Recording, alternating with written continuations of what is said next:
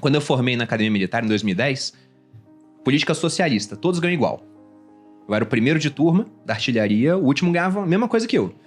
E aí a primeira decisão que a gente tomou, que já mudou algumas pessoas de patamar, foi que carro comprar.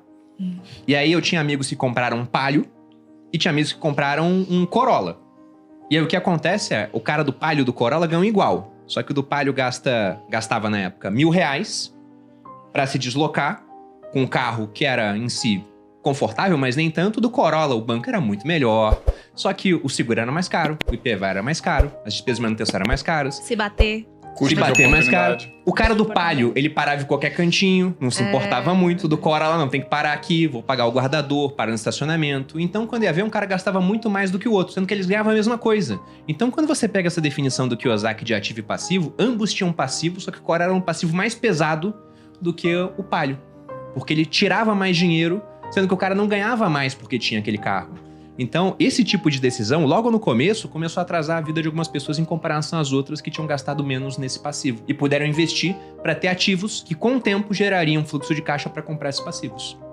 Por outro lado, se o seu trabalho for de motorista particular, você precisa ter um Corolla e um Palio não vai suprir a sua necessidade. Você mas não vira ele Uber sai... Black de Palio. Exato. Nesse caso, ele é um ativo. Ele sai da caixinha. Isso eu acho muito legal a gente falar, porque é exatamente isso que ele traz nesse livro. Muito Não bom. é catalogado. Ah, é uma casa, é um passivo, é um carro, é um passivo.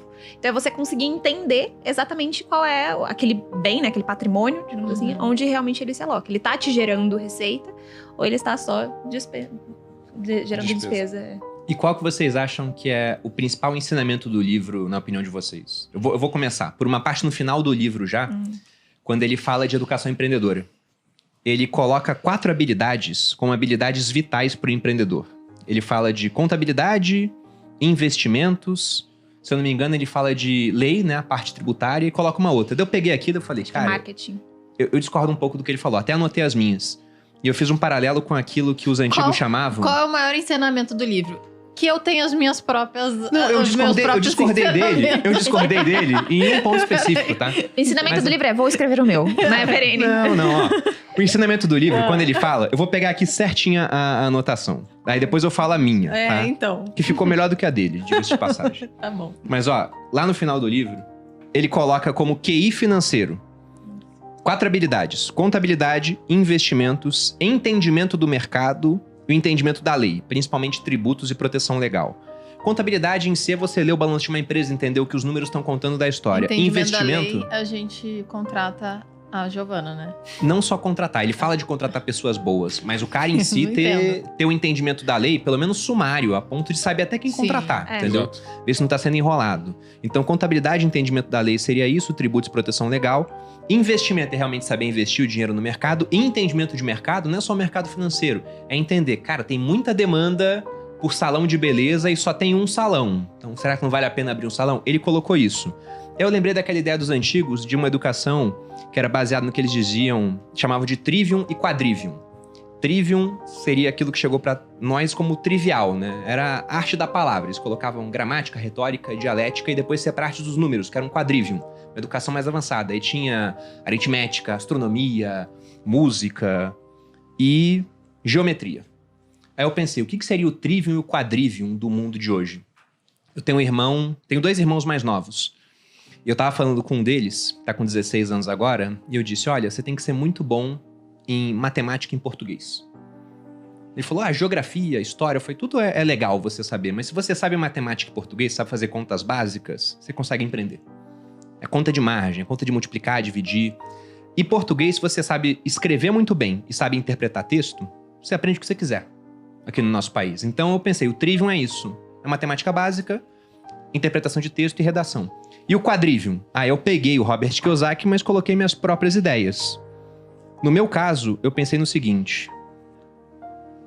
Contabilidade, como ele disse. Investimentos, eu mantive igual. Vendas e oratória. Se o cara for bom nessas 7 coisas, ele domina o mundo. Não precisa nem ser muito bom. Então, né? vendas, Hoje em dia oratória... Na verdade, sou eu, né? Vocês estão vendo que eu basei muito em De mim. novo. Mas Vendas. o trivial. Matemática, contas básicas. Tem que ser bom de fazer conta, tá? O Thiago é um cara que faz conta muito rápido. Eu fico impressionado às vezes com as contas que ele faz de cabeça. O Edu do meu time também. Redação, interpretação de texto. Isso é o trivial. Depois, mais avançado. Contabilidade, básica para você entender de uma empresa. Saber o que é um EBITDA, por exemplo, que é um DRE. Quem tem negócio e não sabe o que é EBITDA e DRE tá brincando de empreender. Além disso, da contabilidade, investimentos. Se entender de investimento, vai entender de mercado também no final das contas. Por isso que eu mudei o que o Kiyosaki colocou. Vendas. Sabe vender, você nunca vai passar fome. E oratória. Até porque oratória te ajuda no processo todo de venda. Então, seria isso. Esse é o insight principal que eu tirei do livro. Valeu a pena a releitura do livro inteiro, por mais que tenha discordado de muita coisa, porque eu não lembrava dessa parte. Eu falei, caramba, como é que Mas eu você falou da última vez que você leu. Eu lembro de ter Isso anotado aqui? isso. Certeza? É, Pô, a tinha gente esquecido. gravou já um podcast desse livro, onde eu anotei essas coisas. Eu lembro de ter anotado. Você tem certeza que você lembra disso, Paulinha? Tenho. Cara, você bota na balança a minha memória sua, eu costumo ganhar.